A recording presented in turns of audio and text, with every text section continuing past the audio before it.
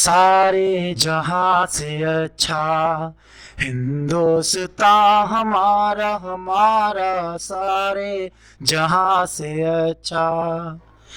मजहब नहीं सिखाता आपस में बैर रखना, हिंदी है हम वतन है हिंदुस्तान हमारा।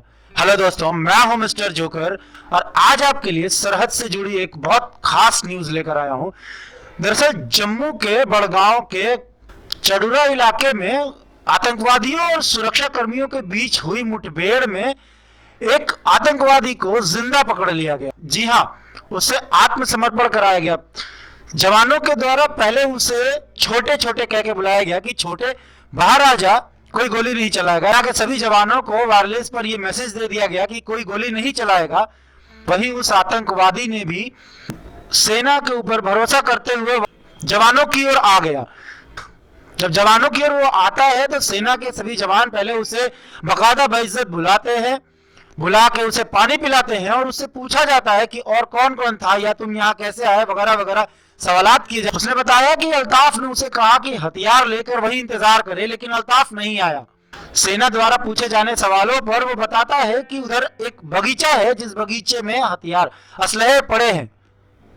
हालांकि वो बिल्कुल सच बोल रहा था, उसके साथ चाहे उसके लोगों ने गद्दारी की हो या जैसे भी, लेकिन सेना के द्वारा ये मानवता जो दिखाई गई है सोशल मीडिया पर, इसकी काफी तारीफें की जा रही है। काफी चर्चा में है जम्मू की ये सेना कि किसी को जिंदा पकड़ लिया गया। जब जिंदा पकड़ा गया, छोटे छोटे कह के जिसे बुलाया जा रहा था, दरअसल उसका नाम जहांगीर था। जहांगीर को जहांगीर के नाम से भी बुलाया गया। जब वो आता है उसे पकड़कर पानी पिलाया जाता है, उससे सारी जो भी जानकारियां होती है सेना के लोग लेते हैं। उसके बाद वो बताता है कि किसी ने उसे बुलाया था, किसी ने जिसका नाम अल्ताफ था, उसने उसे बुलाया और कहा कि असलहा लेके तुम इंतजार करना, हम आएंगे, और वो नहीं आया। उसके बाद वो बताता है कि असलहा कहाँ रखा है। सामने ही एक बगीचा होता है जिस बगीचे में असलहा रखा होता है। सेना के जवानों को ये सही जानकारी मिलती है।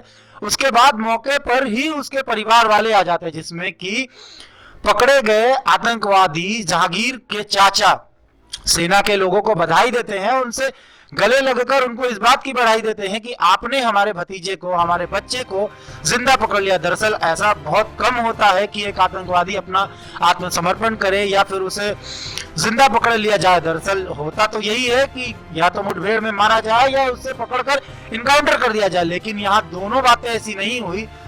हम तो मानवता दिखाना जानते हैं, लेकिन क्या जो लोग आतंकवादी बनते हैं क्या उन्हें मानवता नहीं है? उनके अंदर मानवता नहीं है? बिल्कुल है। अगर ना होती तो शायद ये इस तरह से ना आता है, या उससे अपनी मौत का भी डर हो सकता है। शायद उसे इस बात का अंदाजा हो गया हो कि यदि अगर उसने बात ना मानी तो उसे गोलियों से छल्ली कर दिया जाएगा।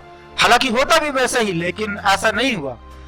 वो खुद आया और उसे जिंदा पकड़ा गया। उसके घर वालों, उसके परिवार वालों को भी इस बात की खुशी है कि उनका बेटा जिंदा है। ठीक है, कुछ साल वो सजा काटेगा, जिस सजा का वो हकदार है वो सजा उसे मिलेगी, उसे सजा दी जाएगी। वो सजा काटने के बाद वो बाहर आएगा। इस बात की खुशी उसके परिवार को है कि आज भी उनका बेटा जिंदा है। एक परिवार के लिए इससे ज्यादा खुशी की और क्या बात हो सकती है?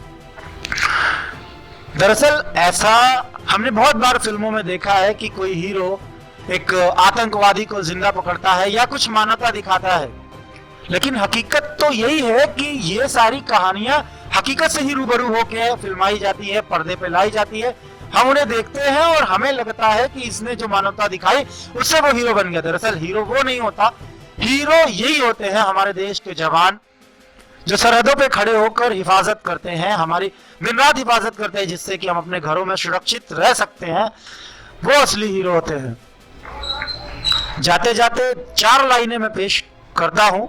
जलते भी गए, बुझते भी गए आजादी के परवाने, जीना तो उसी का नाम है जो वतन पे मरना जाने।